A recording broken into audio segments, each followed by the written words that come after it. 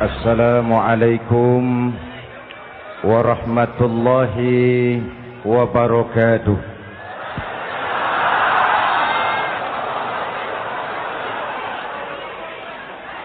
Alhamdulillahillazi anzalal Qur'an hudan linnasi wa bayyinatin minal huda wal furqan. Wassalatu wassalamu ala asyrafil anam wa ala alihi wa ashabihil kiram, amma ba'du. Saudara-saudara hadirin yang saya hormati, yang berbahagia,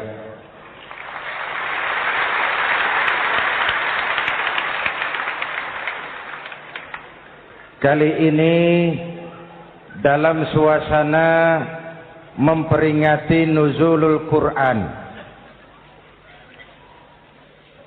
setiap penganut agama mempunyai kitab-kitab yang suci atau dianggap sebagai suci.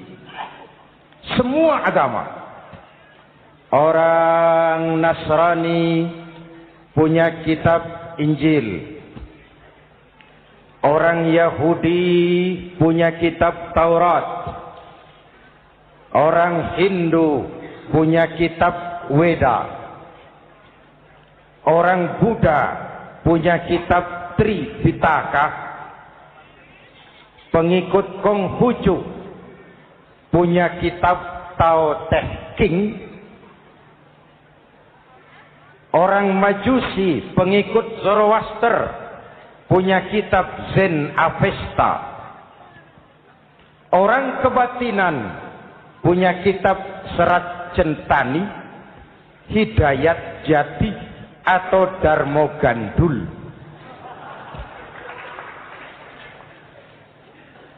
Kita umat Islam oleh Allah diberikan Al-Quran yang kita yakini sebagai kitab suci. Kunaon?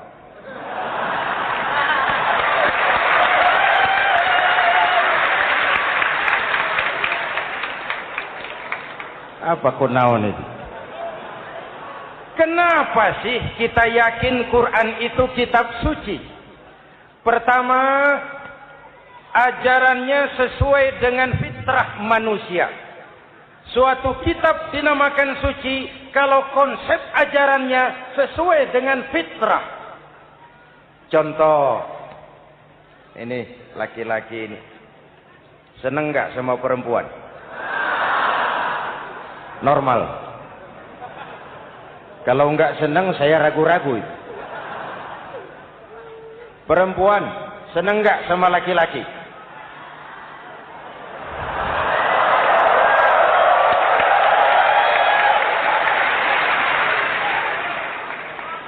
Ini fitrah. Laki-laki suka perempuan, perempuan suka laki-laki. Quran memahami itu. Hai laki-laki, kau senang dengan perempuan. Hai perempuan, kau suka dengan laki-laki.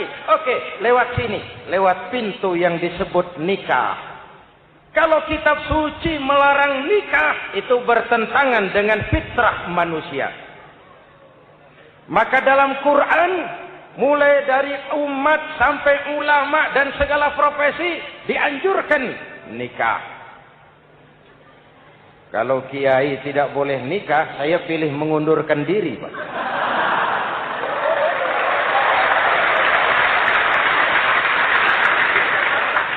Itu bertentangan dengan fitrah. Lagian mubazir dikasih perabotan nggak dipakai.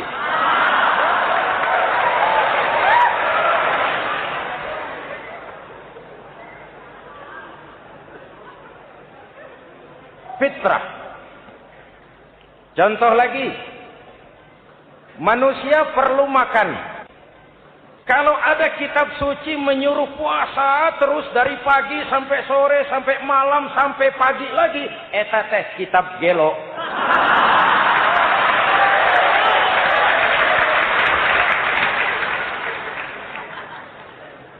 Quran sesuai dengan fitrah. Puasa mulai dari imsak sampai datang waktu maghrib. Puasa ngebleng Dari pagi sampai sore sampai malam merusak kesehatan. Malam berpuasa boleh bergaul dengan istri. Kenapa? Fitrah. Kalau siang tidak boleh, malam tidak boleh, sebulan penuh panas kepala.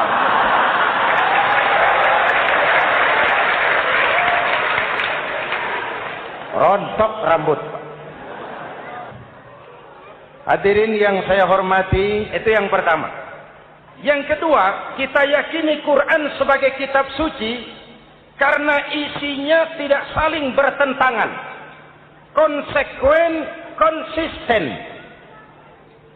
Kalau ada satu kitab, di satu ayat mengajarkan Tuhan Esa, di lain ayat mengajarkan 3, liar itu maksud. Bagaimana kitab suci isinya paradoks? Bagaimana kitab suci isinya saling bertentangan? Di ayat manapun sekali Quran berkata Allah itu Esa, selamanya Esa. Isinya tidak saling bertentangan. Lalu yang ketiga, kita yakini Quran kitab suci karena dia bersih dari intervensi manusiawi. Sejak turunnya Al-Quran menantang, jikalau kamu ragu terhadap Quran yang kami turunkan kepada hamba kami Muhammad, kamu anggap itu cuma bikinan Muhammad. Kalau Muhammad bisa, kamu tentu bisa. Baik. Bikin satu surah semacam Al-Quran. 14 abad yang lalu tantangan ini turun dan sampai malam ini belum terjawabkan. Pak, barangkali tidak ada yang mau coba. Banyak. Antara lain Musailamah Al-Kazzab. Dia mencoba membuat menandingi Al-Quran. Dia buat satu surah namanya surah Al-Fil. Bunyinya begini, bikinan Musailamah. Al-Fil, wa mal-fil, wa ma adraka mal-fil, lahu khurtumun tawil, wa lahu zail. Sudah berbentuk syair. Isinya apa? Al-Fil, gajah. Wa mal-fil, apakah gajah itu? Wa ma adraka mal-fil, tahukah kamu apa itu gajah? Lahu khurtumun tawil, dia punya belalai panjang. Wa lahu zail, dan dia punya ekor. Enggak usah turun ayat begituan, orang tahu.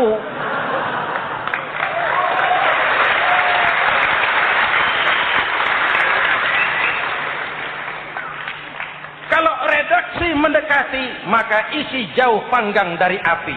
Kitab suci bersih dari campur tangan manusiawi. Maka Al-Quran, ke bahasa apapun dia diterjemahkan, naskah aslinya tetap ikut. Dia boleh diterjemahkan ke bahasa Sunda, bahasa Jawa, bahasa Padang, bahasa Inggris, bahasa Jerman, bahasa Belanda. Naskah aslinya tetap ada. Kenapa? Bahasa ke bahasa perbedaannya sering frontal. Kalau dari gelas menjadi gelas, eta mah caket. Dari lem menjadi lampu, itu masih serumpun. Tapi cokot Sunda dengan cokot Jawa, itu jauh bedanya. Atos Sunda dengan atos Jawa, itu jauh. Ulama Sunda sama ulama Jawa nggak pernah akur kalimat atos ini.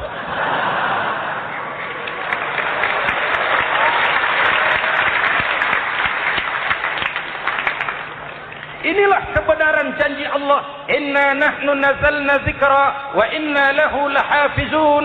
Kami yang turunkan Al-Quran, kami yang akan menjaganya. Ribuan orang hafal Al-Quran. Lalu apa pesan-pesan misi utama Al-Quran? Pertama, menegakkan tauhid. Ini yang lebih dahulu. Membentuk kualitas sumber daya manusia dengan menanamkan nilai-nilai keimanan. Membebaskan dari ketergantungan kepada benda. Ya ayyuhan nasu ubudu rabbakumul ladzi khalaqakum.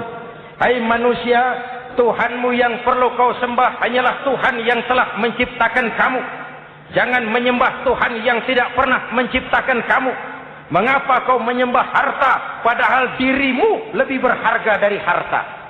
Kenapa kau menyembah pangkat dan jabatan padahal dirimu lebih berharga dari pangkat dan jabatan?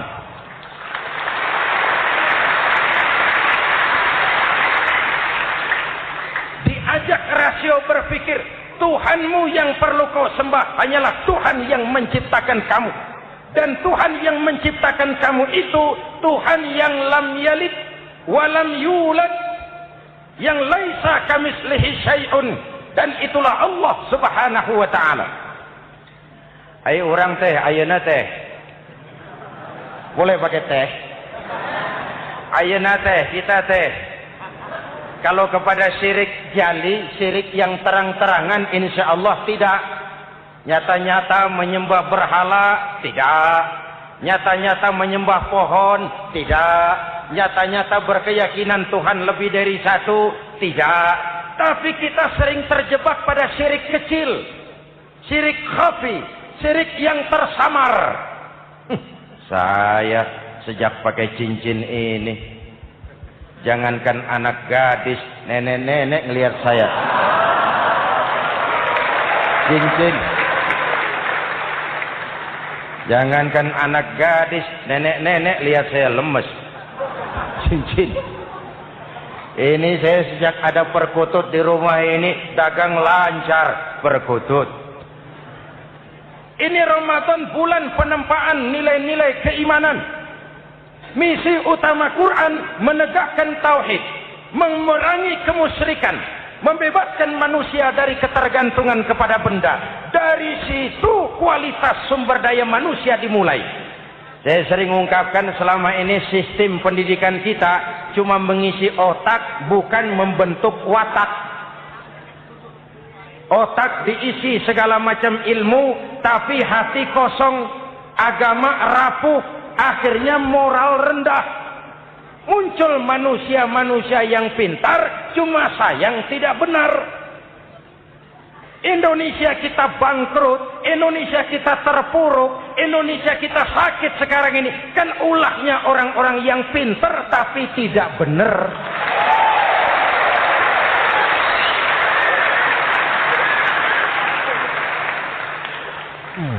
Presented by The Integral CJ's Management.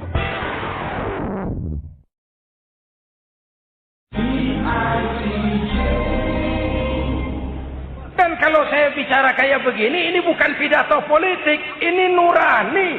Politik naon, kadut.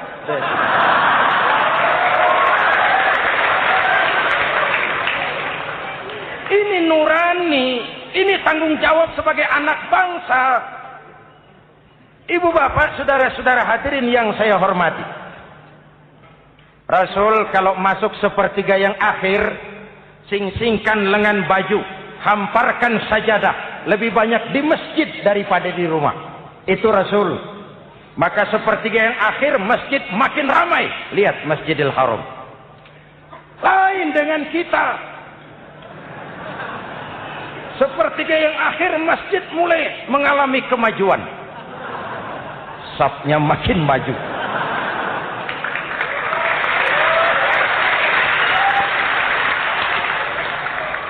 Pasar ramai, terminal beludak. Padahal sepertiga yang akhir itu puncak. Padahal di situ nilai tambah. Dan anggap ini Ramadan terakhir yang diberikan Allah kepada kita. Kenapa? Memang tidak ada jaminan tahun depan ketemu Ramadan lagi.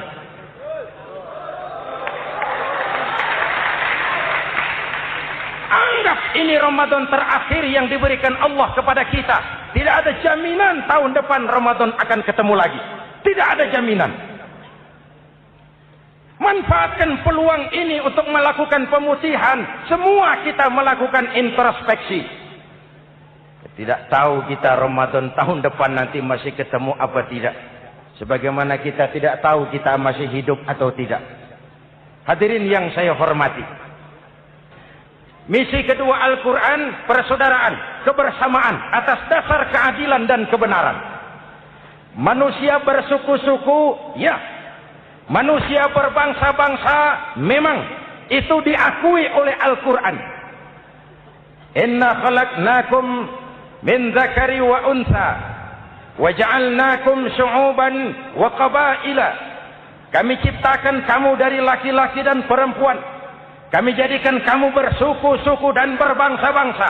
Apa tujuannya? Agar kamu saling mengenal satu dengan yang lain. Persaudaraan, kebersamaan atas dasar keadilan dan kebenaran. Yang terlepas dari ras. Dari manapun orang datang, apapun warna kulitnya, dari suku apapun ia dilahirkan, kalau akidahnya sama, itu kan saudara kita.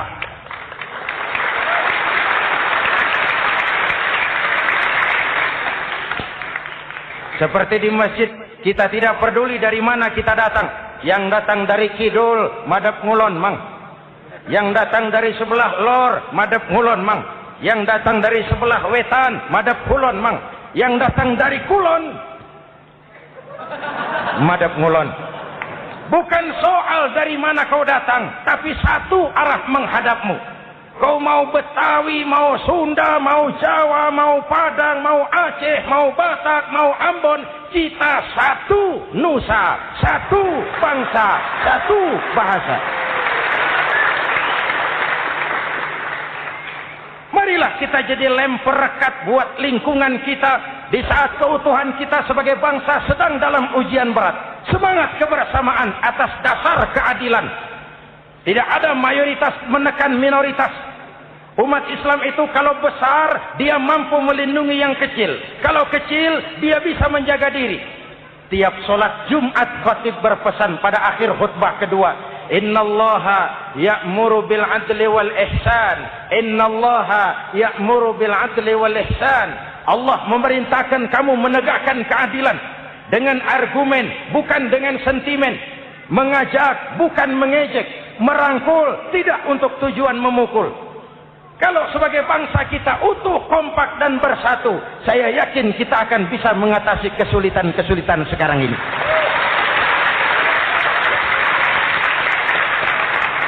Kan kita prihatin kadang-kadang tawuran antar desa, antar RT, antar RW, antar kecamatan, sampai antar elit di atas. Makanya saya ulang lagi pesan ini. Kalau elit di atas tawuran, jadilah penonton yang baik. Saudara-saudara kaum muslimin yang saya cintai, kita prihatin. Kita seakan tercabut dari akar budaya kita sebagai bangsa. Kenapa kita yang berfalsafahkan Pancasila? Kenapa kita yang berketuhanan yang Maha Esa tiba-tiba jadi beringas dan brutal? Ada maling ayam ketangkap, disiram bensin, dibakar hidup-hidup. Kok kita bisa begitu? Street justice, pengadilan jalanan mulai tegak. Iyalah kita tidak puas dengan kerja aparat kita, tapi jangan main hakim sendiri. Ini negara, bukan hutan.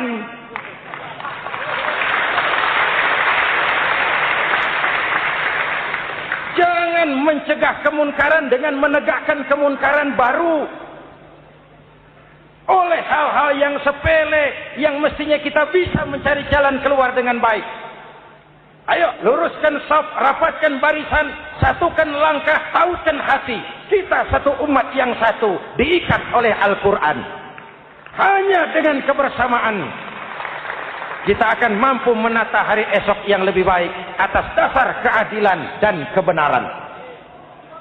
Dulu Muhammad Toha teriak takbir ngadepi Belanda. Bung Tomo teriak takbir ngadepi Belanda. Ayeuna takbir ngadepi batur sadulur salembur. Nanaonan.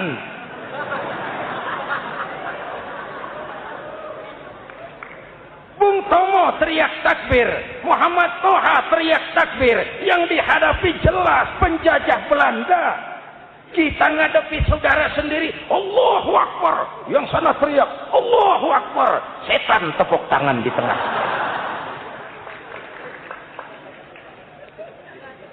Yuk, kita rukun yuk. Kita kompak yuk. Kita bersatu yuk. Kita pulang yuk.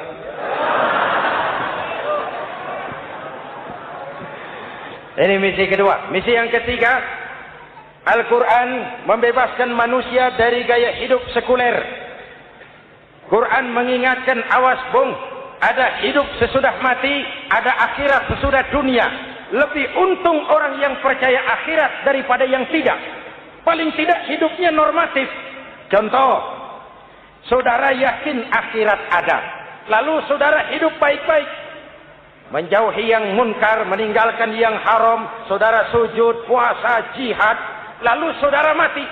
Setelah mati ternyata akhirat tidak ada. Tidak ada ruginya. Paling kurang kita sudah dicatat sebagai orang baik. Sebaliknya, saudara tidak percaya sama akhirat, lalu hidup seenaknya, judi, mabuk, zina, nipu orang, korupsi, tenggelam dalam kemunkaran, lalu mati. Setelah mati ternyata akhirat ada. Baik, kemana anjen? Lebih untung orang yang percaya akhirat ketimbang yang tidak. Hidupnya ada rem. Iya pak, saya kepengen banyak uang, tapi kalau main judi nanti di akhirat bagaimana? Iya, saya kepengen jadi orang kaya, tapi kalau korupsi, nipu orang, buka peternakan tuyul, nanti di akhirat bagaimana? Gaya hidup yang berkeseimbangan. Ada hidup sesudah mati dan ada akhirat sesudah dunia. Yang keempat, Quran membebaskan manusia dari belenggu kebodohan. Quran ayat yang pertama turun sudah berkata, Iqra, baca, kamu jangan jadi bodoh. Kebodohan menimbulkan kemiskinan, kemiskinan mendekatkan kepada kekufuran. Yang kelima, ini kado buat ibu-ibu. Quran mengangkat harkat, derajat dan martabat kaum wanita. Sebelum Quran turun, sebelum Islam datang, nasib wanita sangat menyedihkan. Dilahirkan hanya untuk melahirkan. Kalaupun berperan, peranannya tidak lebih segitiga. Dapur, sumur, kasur. Kasur, sumur, dapur. Dapur, sumur, kasur. Wanita dilecehkan, sekadar alat pemuas nafsu. Datang Islam, Rasul terenyuh. An-nisa imadul bilad. Wanita adalah tiangnya negara. Jikalau baik wanita, baik negara. Jikalau rusak wanita, hancur negara. Karena wanita, negara jaya. Betul? Karena wanita, negara hancur. Betul? Maka wanita adalah bidadari yang kadang-kadang setan. Kadang-kadang.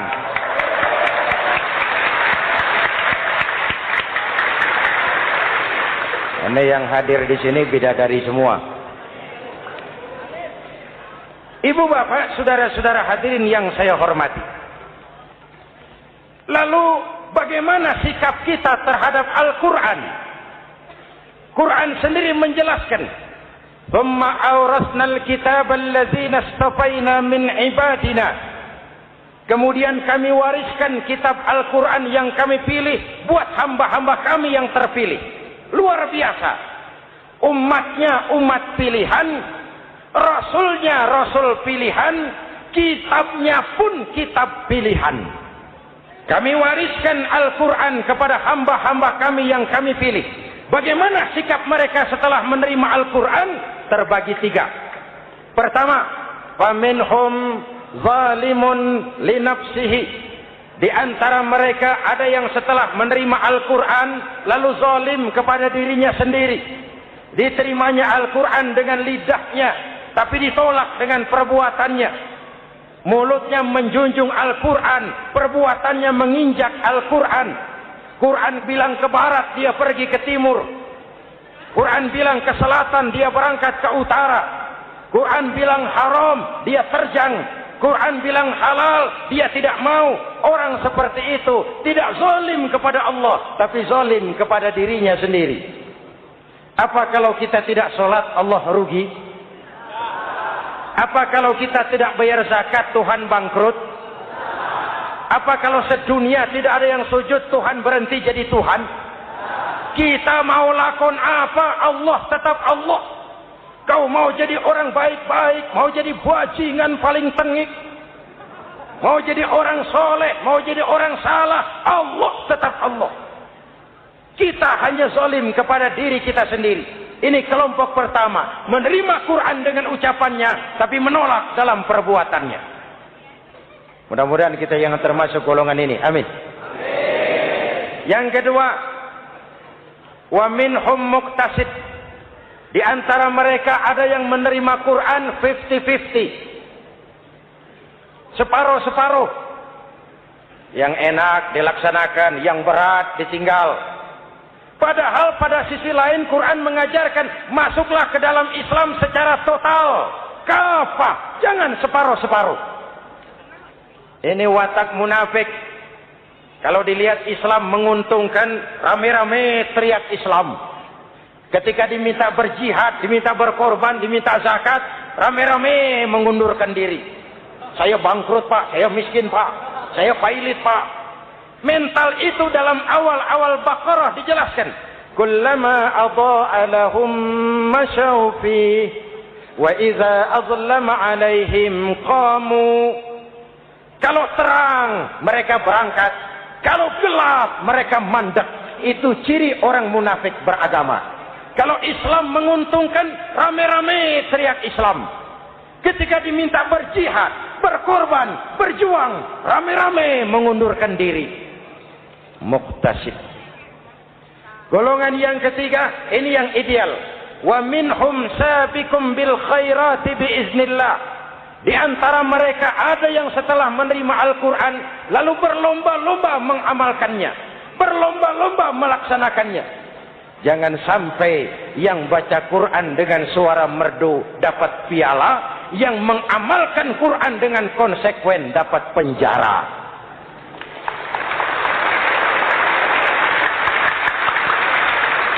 Itu ironi, itu menyedihkan, itu memilukan, dan itu memalukan.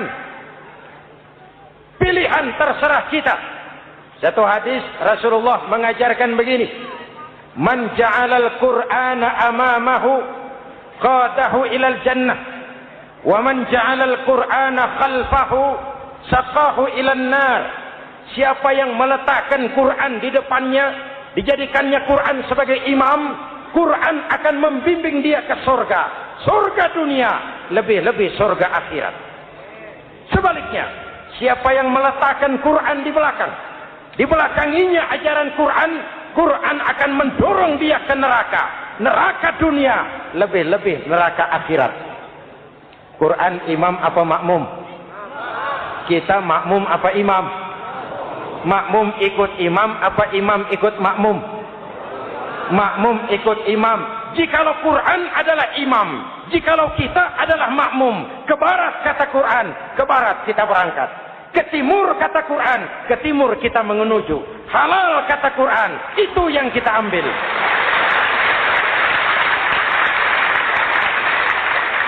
Mari kita jadikan Ramadan sebagai bulan di mana sedikit demi sedikit kita berupaya kembali menjadi generasi yang Qurani. Rasulullah pernah ditanya, kalau Tuhan wafat ya Rasul, kemana kami minta nasihat? Aku tinggalkan kamu dua nasihat. Satu yang diam saja, satu yang bisa bicara. Yang bisa bicara apa ya Rasul? Al-Quran. Minta nasihat Quran. Yang diam saja apa ya Rasul? Maut. Dalam hidup ada dua nasihat. Nasihat yang bisa bicara, Al-Quran. Nasihat yang diam saja, maut. Mau dagang, minta nasihat Quran. Mau bertetangga, minta nasihat Quran. Itu nasihat. Nasihat yang kedua, diam saja, tahu-tahu datang maut.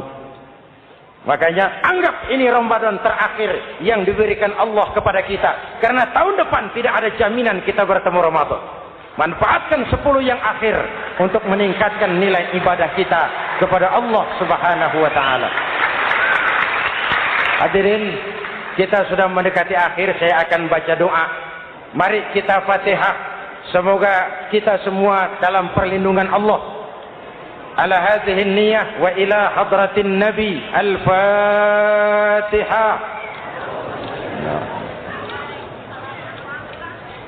Siratal ladzina an'amta 'alaihim ghairil maghdubi 'alaihim waladdallin. Amin. Bismillahirrahmanirrahim. Rabbana atina fid dunya hasanah wa fil akhirati hasanah wa qina adzabannar. Wassalamu alaikum warahmatullahi wabarakatuh.